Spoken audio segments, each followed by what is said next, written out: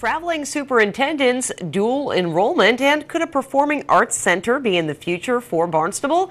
These stories and more on this episode of Barnstable Today. It's Monday, May 6th, 2013. I'm Sarah Colvin.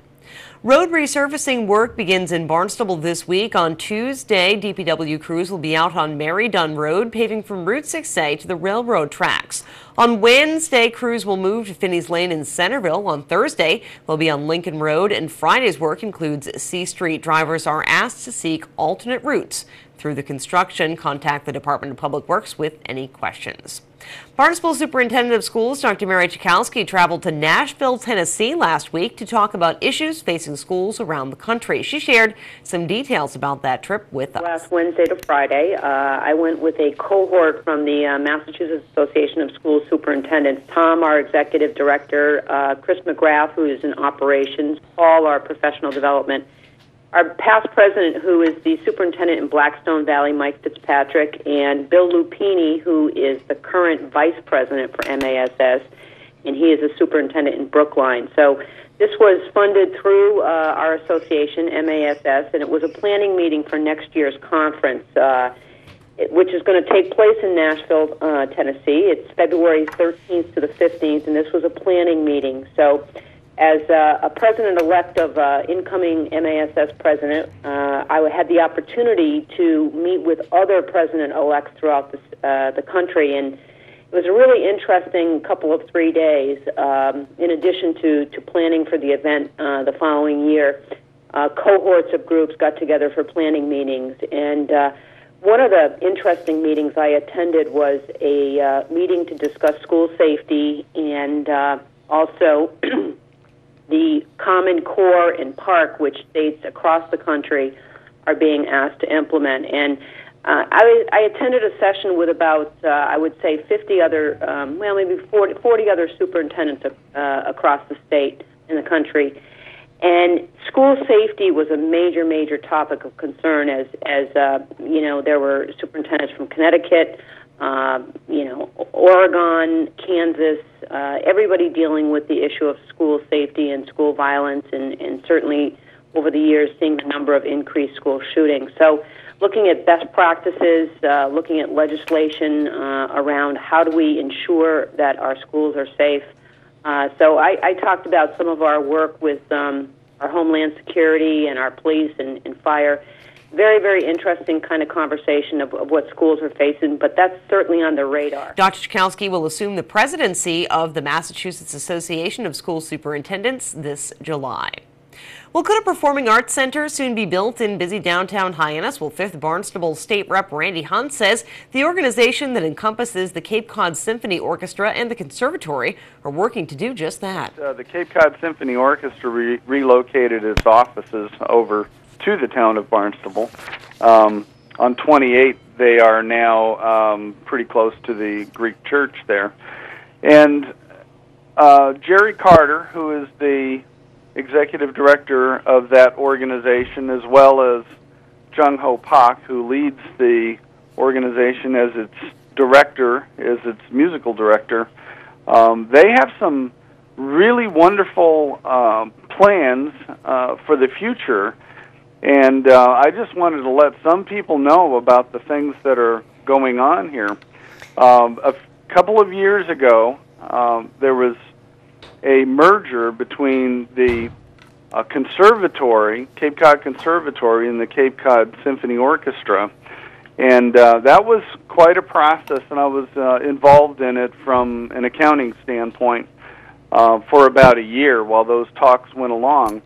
What that brought to Barnstable was an organization that is now a much fuller organization, not only performance, which we're all used to because they've performed at Barnstable High School for many years, but as a teaching organization that the conservatory brings to it. And the campus that they have over in West Barnstable, just across from the community college, is where many kids and adults go to learn how to perform both instrumentally as well as singing, and they also have a campus down in Falmouth. And now they are talking about the possibility of bringing a performance arts center to Hyannis. The theater at the high school has been a good venue for them for many years, but what they're looking for is a place that would be somewhere around a 1,800 person theater that would be able to be used for a number of different things and a standalone, and really focus the whole center of our fine arts performances down in the area of Hyannis. And I think that it would be one more in a really good string of successes if we can make this happen, to bring arts to the community in Hyannis and to continue to revitalize that waterfront there. Hunt says we could see action on that plan within the next 5 years. Cape Cod Community College President Dr. John Cox is in Carver today to talk about a new dual enrollment initiative at the school, according to Communications Director Michael Gross. We have high school students who take courses at 4Cs over in West Barnstable, usually somewhere around 100 students a semester. These students get both high school credits and college credits for taking one course at the college. And it's a great program. Students can advance academically. But in this case, we're literally going to be taking our class into Carver High School.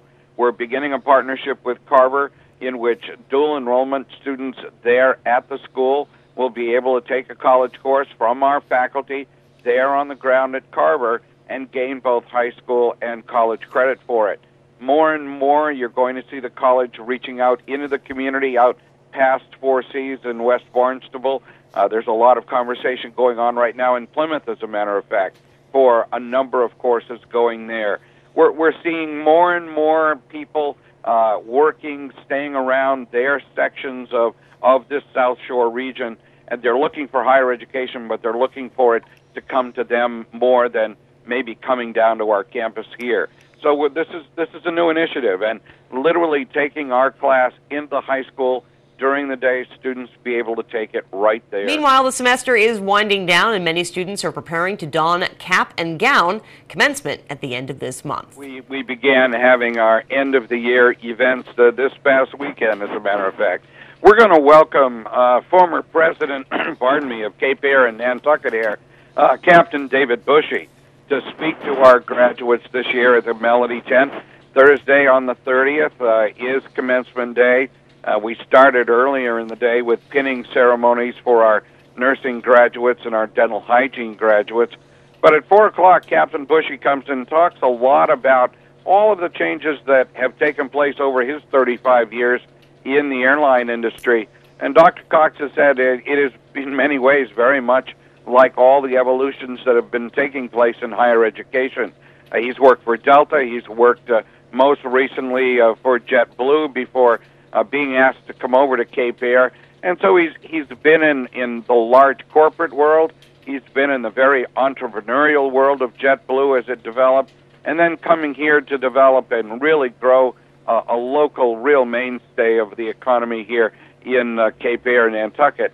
Very, very interesting man, and we really look forward to having him. Cape Cod Community College commencement happens on Thursday, May 30th at the Cape Cod Melody Tent. With Barnstable Today, I'm Sarah Colvin.